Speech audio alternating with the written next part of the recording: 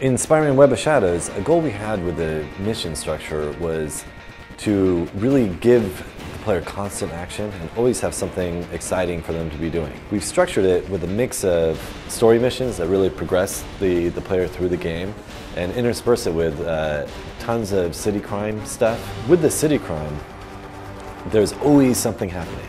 One of my favorite things to do in the game is just to park myself on the side of a building and just watch all this action happening below me. With this theme of always just constant action, we wanted to minimize the amount of time the player was just swinging from one point to another with nothing in between. At the beginning of Web of Shadows, you start the mission up in Harlem, and you're actually doing missions with Luke Cage. And basically huge riots are being sparked, you later find out, by Kingpin. There you see a variety of gang warfare is going on, and you know, gangs fighting against cops. And it's really the time for the player to become familiar with the controls of the game. As the player progresses, you start really getting into the symbiote invasion. It starts slow.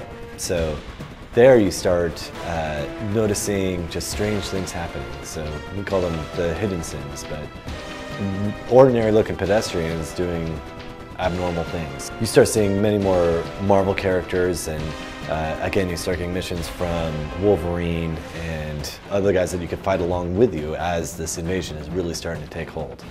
The meat of the game all centers around combat. With that, you sprinkle in a bunch of different ways of really highlighting that combat. Like, so there's rescue missions there where people will be stranded on top of buildings waiting for an evacuation, and you have to kind of go on a perimeter around the building as symbiotes are climbing up the sides of it, and keep the people on the top enough time to be airlifted out. There's escort missions where you have to bring civilians out from dangerous zones and bring them to shield safe zones. Things like that to really, again, keep the focus on the combat, but give you other objectives to be doing along the way. In Web of Shadows, our philosophy behind the collectibles that we have in the game was we wanted really the player to be able to see the next collectible from the one that he just got.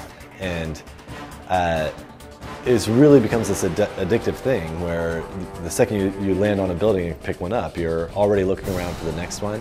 The reward for giving them is meaningful. You upgrade a number of your stats, like your swinging speed, your health, and your special meters. So there's a real motivation for picking these up.